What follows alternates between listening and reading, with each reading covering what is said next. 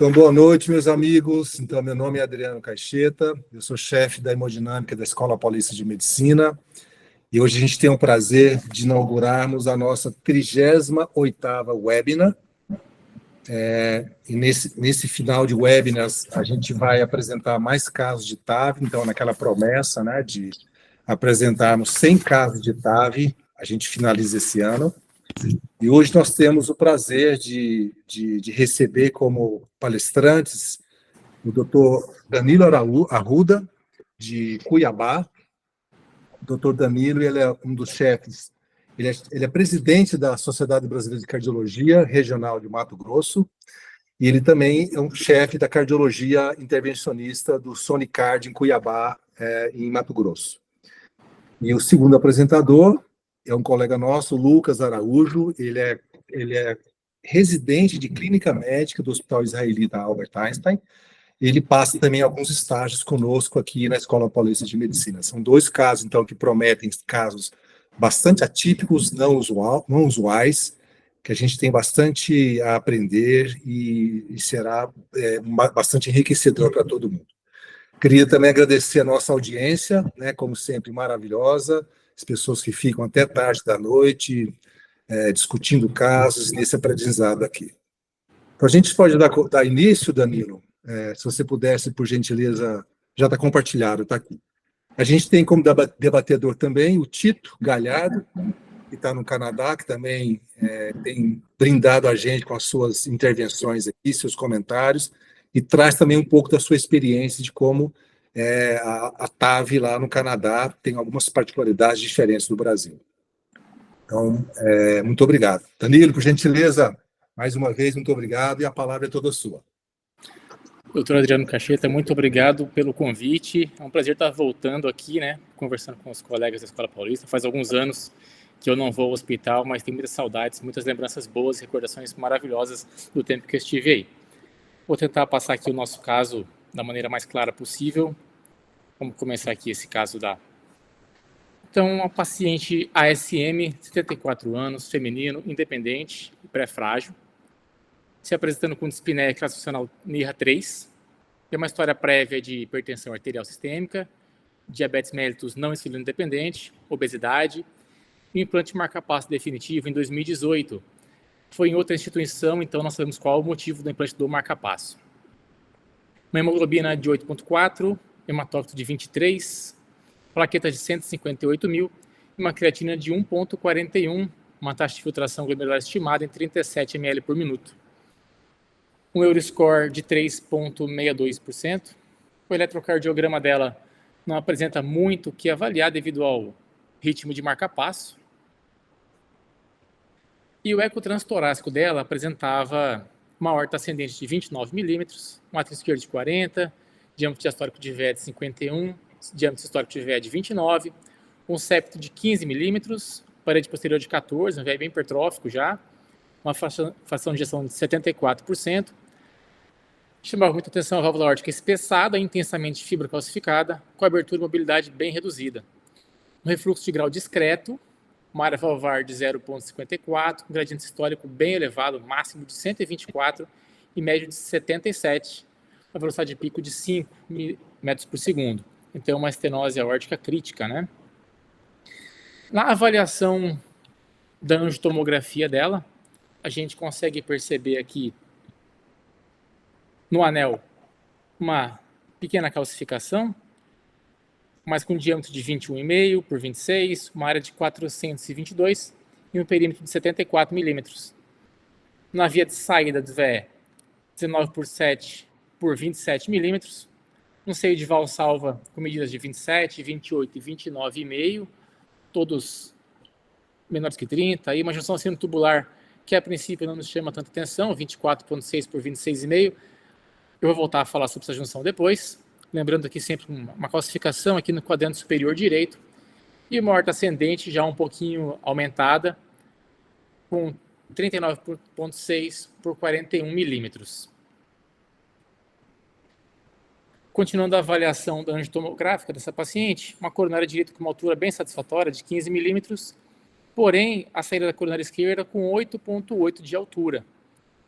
Passamos, então, para a avaliação da altura do folheto, e esse folheto tinha 14,7, então um preditor aí para poder ter uma oclusão dessa coronária esquerda. E um outro ponto que a gente foi avaliar foi a calcificação do folheto relacionado à coronária, né? Aqui, no caso, o folheto esquerdo mostra uma calcificação de 178, não é tão intensa, então aí seria um ponto a favor para a gente não ter essa oclusão. Nessa panorâmica que a gente tem da tomografia, a gente consegue avaliar um ângulo de 55, que aparentemente bem favorável, mas o VR, repare como tem um VR hipertrófico, né, com uma cavidade bem pequena. E o que eu queria só relatar da junção sinotubular é essa desproporção anatômica em relação ao restante da paciente, né? Uma junção bem pequena em relação à anatomia dela. Se esperava um pouquinho maior, acredito. Sem dúvida. Aqui só para mostrar o ângulo que nós escolhemos de projeção, para poder trabalhar. E na decisão, na tomada de decisão, é uma paciente com estenose aórtica importante, sintomática, uma coronária esquerda baixa, um folheto esquerdo longo, uma junção sinotubular pequena e calcificada. Ela foi levada para a Heart-Team, que após uma discussão foi optada pela realização de TAV com implante de prótese balão expansível. Ótimo.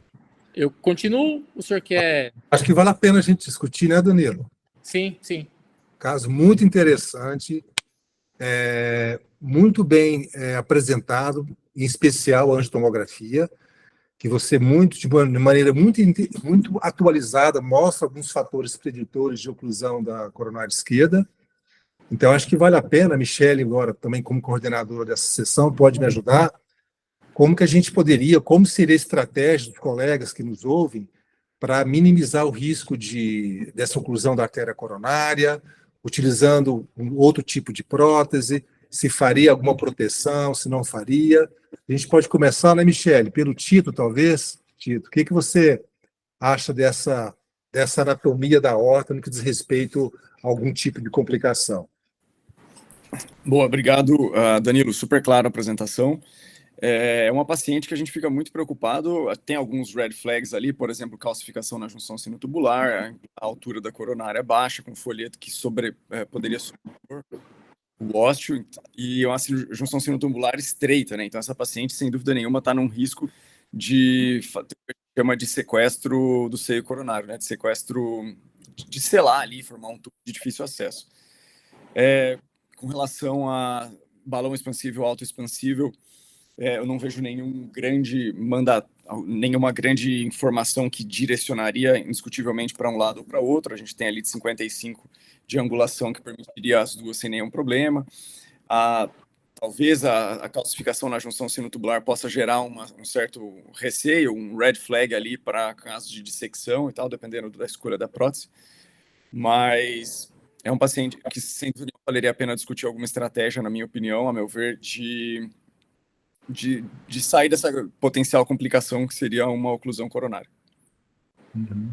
Exatamente. Esse caso fica até na dúvida, porque tem fatores positivos e fatores que não nos preocupam em relação à oclusão coronariana. Por exemplo, se fosse a altura baixa, uma calcificação intensa no folheto, esse folheto longo, me chamaria completamente a atenção em relação à proteção coronariana. Não teria dúvida alguma em fazer, independente de qual prótese utilizar, se balão expansível ou uma autoexpansível.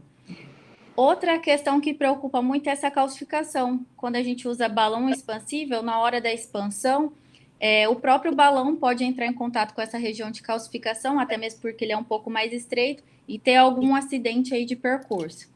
Ao mesmo tempo, as autoexpansíveis têm algumas relações com medidas que precisam ser um pouco mais amplas para não ter realmente esse sequestro de seio. Por exemplo, se fosse uma supraanular, talvez isso geraria um pouco mais de receio nesse ponto de complicação. Mas é um caso que está tudo muito limítrofe, né? Desde Exato. medida do anel, que não é tão pequeno quanto parece, né? Mas ali, quando você sai do anel, a anatomia para cima é toda pequena. Desde dos seios, a junção, a altura de coronária, e logo em seguida vem aquela aorta mais ampla. Aí parece que ainda a junção é mais estreita ainda, dá aquela impressão, né, de que mais restrita, o que gera mais um receio, né, na hora do planejamento. Tem mais uma, não sei se vocês teriam disponível aí a Accurate, que seria uma opção bacana por conta de ter as células bem amplas para um posterior reacesso coronariano. Como lado negativo, seria mandatário fazer a pré-dilatação, né? Então, seria uma opção, Exato. mas precisa pré-dilatar. Então, não vejo nenhum cenário que a gente fala, vai tranquilo, não se preocupa. Tanto uma quanto outra, né? Como balão quanto autoexpansível chama atenção por pontos diferentes. Por exemplo, a Accurate que você falou, realmente era uma opção muito boa, né? Até mesmo pela captura do folheto que ela faz com a coroa inferior. Então, seria uma boa prótese também nesse caso, né? Perfeito, ótimo. Michele, tipo, uma pergunta para vocês. Quando vocês suspeitam, vocês têm dúvida se vocês fazem a proteção, nesse caso da coronária esquerda, vocês costumam fazer um sizing balloon?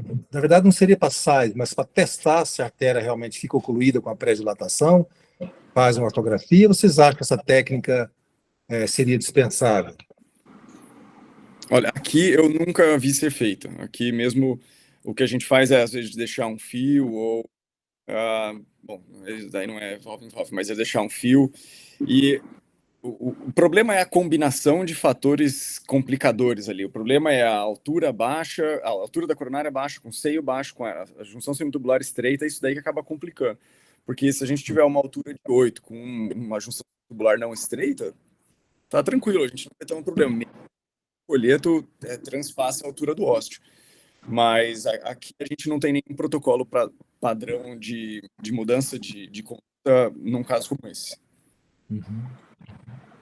Lá nós fazíamos, por exemplo, no Dante, algumas que tinham dúvida, assim, quando tinha fatores positivos e negativos e ainda restava aquele receio de uma oclusão, a gente fazia a infusão do contraste durante a pré-dilatação para ver como que seria o comportamento desse folheto.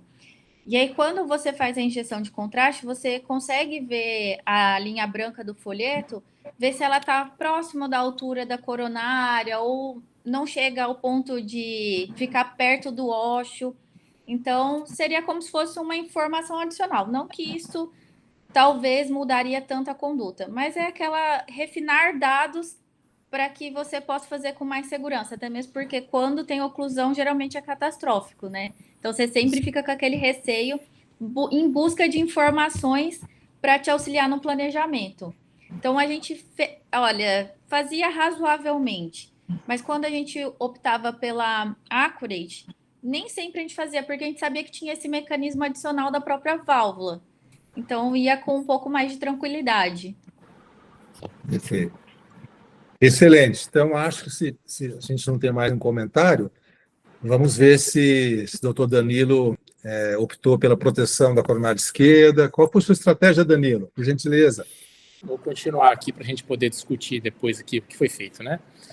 Fazendo o size, então, optamos por uma eval, 23 milímetros, é a área que bate certinho com ela. E começando o procedimento em si, a gente começou uma ortografia para poder avaliar realmente a válvula. A gente vê uma válvula aórtica bem calcificada, né, com uma redução importante da mobilidade dos folhetos. E o que chamou a atenção em relação ao planejamento pré foi que o anel parece bem deitado aqui, né? Essa projeção aqui, ele fica praticamente horizontalizado. E aqui, já fazendo que vocês acabaram de discutir, uma pré-dilatação com injeção simultânea para avaliar se esse folheto esquerdo realmente iria ou não cobrir a saída da coronária esquerda. Nossa opinião é que realmente o folheto, a gente consegue ver aqui a linha branca, né, mostrando uma possibilidade grande de oclusão. Nós ficamos aí preocupados com isso e optamos por proteger a coronária. Veja como o balão insuflado ele está praticamente a zero grau, está bem horizontalizado, né? Essa imagem aí, né, Danilo, é impressionante, né? Do folheto indo em direção à coronária esquerda, né? Quando você fez a pré-dilatação. Sim, é impressionante. Optamos, então, por proteger aqui. Retiramos aquele pig dali, utilizamos pelo mesmo acesso um JL4 6 French, um fio guia extra suporte e uma artéria circunflexa. Deixamos um stent ali distal supraflex 412. E aqui posicionamos a nossa TAV, nessa bioprótese aí, MyVal 23, fazendo a avaliação. A gente estava deixando ela bem entre a primeira e a segunda banda densa, né, com a banda clara próxima à válvula. E a injeção feita sempre agora com o catéter JL mesmo, para a gente ter que retirar ele um pouquinho dali do ósseo coronário para poder avaliar melhor, né? Senão tem que injetar muito ali, poderia acabar causando alguma secção na coronária se está com muita força próxima àquela região. Então ele é um pouquinho mais recuado. Liberamos a prótese. O rapid pacing foi feito através do fio guia mesmo, foi o guia Landerquist, que estava ali no VE, foi feito com ele. Liberamos a válvula, a prótese, e no controle a gente consegue perceber que o fluxo para a coronária esquerda ele está preservado. A gente ficou tranquilo com relação a isso, né? Fluxo preservado, então a gente ficou mais tranquilo, não ocluiu, não teve aquela correria para poder tentar desobstruir, então a gente ficou bem tranquilo. Optamos nesse momento pela retirada do stent que estava ali para ser colocado caso necessário. Ô Danilo, se você me permite só aproveitar a tua imagem ali, voltei. Eu acho que é super interessante, porque assim, talvez uma coisa que pudesse ainda ser considerada nesse caso é que é uma paciente que já está com marca-passo, que estava conduzindo no elétrico que a gente viu. Então, a ideia de fazer a implantação shallow, superficial, no zero, talvez a gente podia flexibilizar isso daí, tentando colocar a malha do stent um pouquinho mais para baixo, ali, sei lá, 3, 4, que seja, para facilitar ainda mais o acesso do ósseo da coronária. Entendi. Uma boa mesmo, né? Já tinha marca-passo? Já está com marca-passo, já está conduzindo, já está comandando. Então, principalmente se fosse uma Evolute, mas eu vejo que nesse caso foi uma... É claro que a anatomia ali, quando o balão está insuflado, está alterada por conta do comprimento do balão, mas, sem dúvida, a aorta ficou mais horizontalizada. Imagina se tivesse colocado uma Evolute aí, a dificuldade de manipulação que eu acho que teria no futuro, eu acho que foi uma decisão muito boa nessa daí, viu? Perfeito. Perfeito. No resultado, deixa eu ver, resultado pós-implante. O resultado pós-implante, né, só para demonstrar com o fluxo preservado na coronária esquerda, não nos preocupou. Porém, na tentativa de retirada do stent que estava lá, houve uma descrimpagem do stent. E o stent ficou preso bem junto à malha da prótese. Tentamos recuperar com um balão 1,5, 15, insuflando esse balão dentro do stent para trazer o stent, porém o stent não saiu, ele continuou preso ali. Utilizamos também um cateter de extensão, aqui acho que dá para ver, né, um cateter de extensão aqui, mas ele não conseguia avançar até o stent para tentar trazer o stent de volta, e a paciente começou a apresentar hipotensão. Nesse momento, a gente estava com eco em sala, né, a gente trabalha com ecocardiograma em sala. O cardiografista já começou a avaliar, pedimos para ele para avaliar se tinha algum derrame pericárdico, e ele apresentou nenhum derrame pericárdico, estava tudo normal. A prótese também estava boa, já estava avaliando a prótese sem nenhum problema ali, nenhum líquido. Com relação à outra avaliação ecocardiográfica que a gente pediu para ele fazer, de alteração contrátil segmentar, ele falou que estava normal a contração também. Pensamos aí num ventrículo suicida e iniciamos infusão importante de volume. Bastante volume paciente, bastante volume, porém, ainda sem resposta. Apesar de dar volume, a paciente não retornava com a pressão arterial. A nossa ideia, então, foi tentar reavaliar onde ficou esse stent, como a gente ia retirar esse stent dali. E nessa avaliação, nós percebemos, nessa outra injeção vai ficar bem mais claro, que o folheto, apesar de não estar obstruindo o fluxo, aqui por outro ângulo, obviamente, né, outra injeção, a gente consegue ver que o folheto está bem à frente do tronco da coronária esquerda. E apesar de não ver alteração de fluxo, ficamos receosos de manter dessa maneira. E como nós não conseguimos nem puxar o stent, nem avançar outro stent, a gente achou melhor fazer uma cateterização através do próprio acesso da bioprótese mesmo, já com cateter terapêutico EBU, cateterizamos a coronária esquerda sem dificuldades, passamos um guia PT2 distal na DA, só para reforçar aqui, como o folheto ficou bem visível, né? Dá pra ver a linha branca bem na frente mesmo do tronco. Optamos por sepultar o stent que tinha sido descrimpado, que estava ali entre um pedacinho para dentro da prótese, um pedaço para dentro da coronária. Aqui a gente vai conseguir ver bem o stent nessa foto. Colocamos o stent Supraflex 4x16, e aqui dá para ver a malha do outro stent aqui sendo sepultado no tronco da coronária. Nós tratamos com um balão 5x8, 20 atmosferas. A partir desse momento, a paciente recuperou a estabilidade hemodinâmica. A pressão dela começou a melhorar rapidamente após essa implante do stent e após dilatação. Então, a gente acredita que esse era um ponto importante aí, que talvez por uma não avaliação por outro ângulo, né, a gente não conseguia avaliar que esse folheto estava na frente do tronco. E o resultado final, a gente consegue ver um bom fluxo, já sem aquela laminazinha nossa, a prótese bem expandida, sem líquido paravalvar. Aqui nos demos por satisfeitos. Só para continuar o caso, no segmento clínico intra-hospitalar ainda, o eco transtorácico mostra uma prótese sem refluxo paravalvar, o gradiente médio de 2 milímetros de mercúrio, sem alteração contrátil segmentar, e ela não apresentou nenhuma complicação no segmento intra-hospitalar, recebendo alta no 4º dia após o procedimento. Eu acho que os nossos pontos de aprendizado importantes aqui, né, nos casos de hipotensão, que foi ali algo que nós não esperávamos, instabilidade pós-implante, começar o rastreio de complicações. No caso dela, esse ventrículo hipertrófico, uma área pequena, o ventrículo suicida, seria algo para se pensar, mas como não houve resposta importante ao volume, a oclusão coronariana foi o que nos levantou a possibilidade que ela melhorou bastante após o implante do stent no tronco. Ela melhorou bastante. Eu acho que é o que eu tinha para apresentar aí do caso que nós fizemos. Eu acho que vale a pena a discussão com relação até agora, passando uns passos atrás, a prótese usaria a mesma ou não, protegeria de maneira diferente, o que dá para fazer diferente no caso. Danilo, caso espetacular. Muito obrigado por dividir conosco aqui. Realmente eu nunca tinha visto uma complicação dessa e a maneira muito hábil com que você trabalhou, né, para poder sepultar o stent. Maravilhoso o caso, muito bem documentado. A imagem que você mostra, o folheto ocluindo o órteo coronário esquerdo, muito bem documentado. Parabéns, realmente, e principalmente que você conseguiu contornar, né, e o resultado final ficou espetacular. A altura da prótese muito boa, fluxo coronário esquerdo muito bom. Parabéns, realmente excelente. E obrigado mais uma vez por compartilhar conosco. Assim, foi muito enriquecedor do ponto de vista de aprendizado.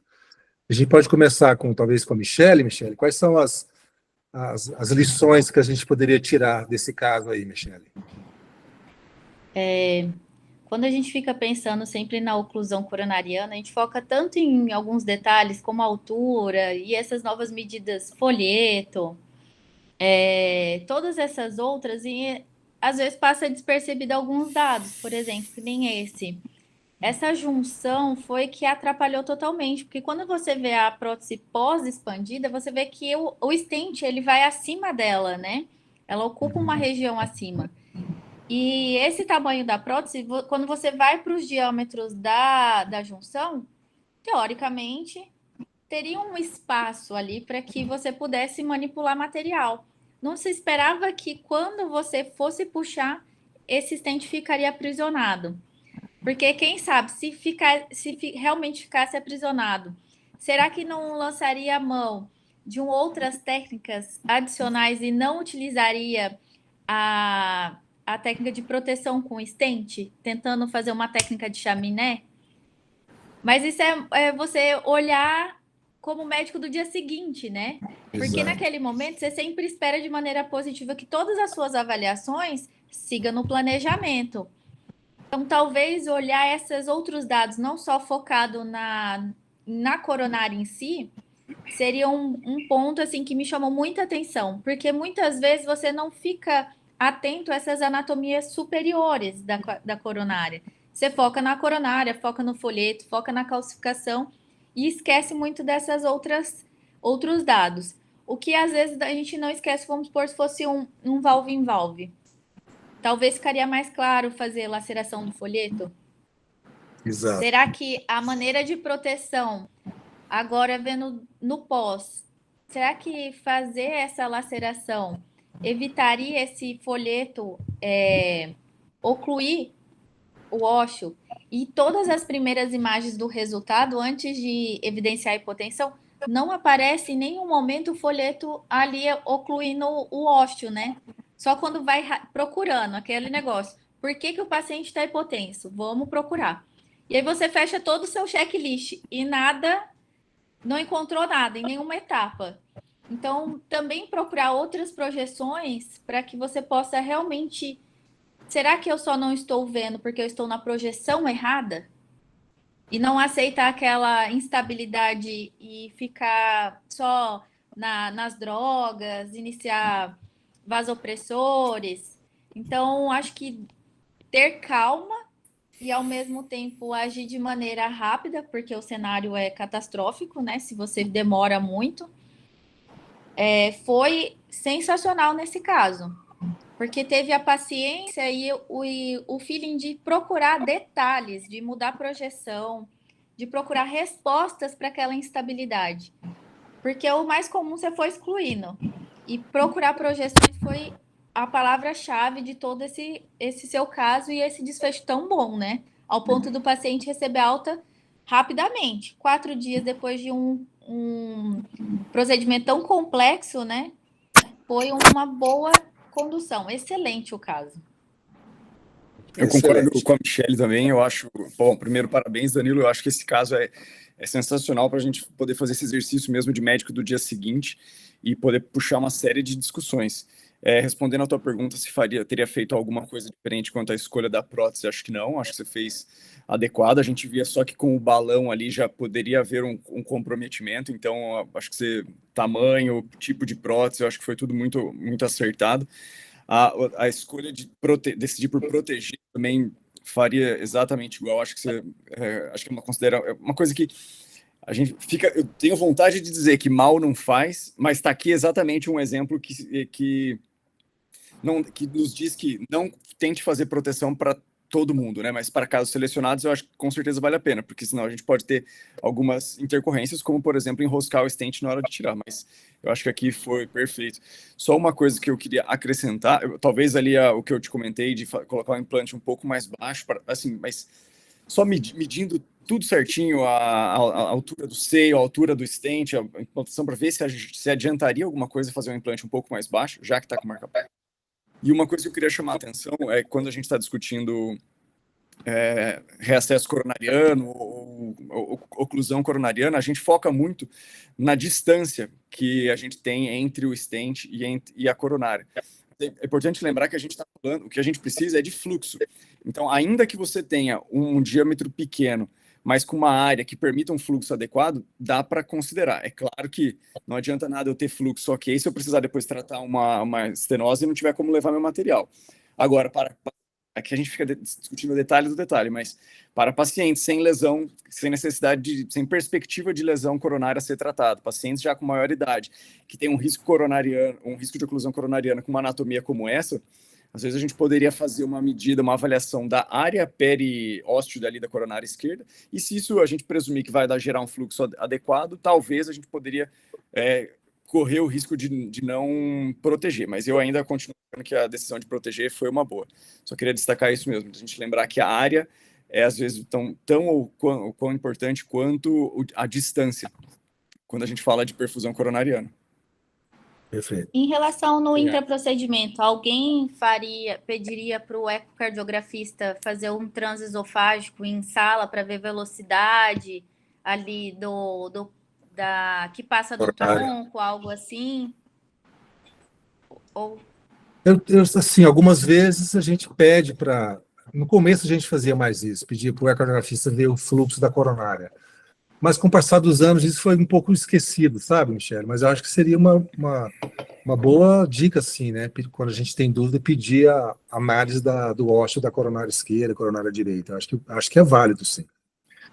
Um outro comentário, rapidinho, talvez complementando o que a Michele e o Tito disseram, alguns autores, então, defendem também, mesmo em válvula nativa, a medida do VTC, né? a simulação da válvula, de como ficaria o VTC na nativa. E assim como para válvula em válvula, um VTC abaixo de 4 milímetros também é um fator preditor de oclusão de coronária.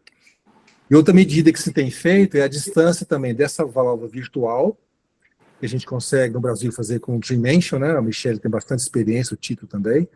É a distância entre a válvula e na altura da junção sinotubular e da aorta.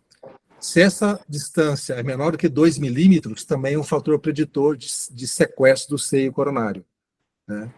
E além da medida que o Danilo mostrou, que é o volume do cálcio no folheto, nesse caso o folheto esquerdo, acima de 600 milímetros cúbicos.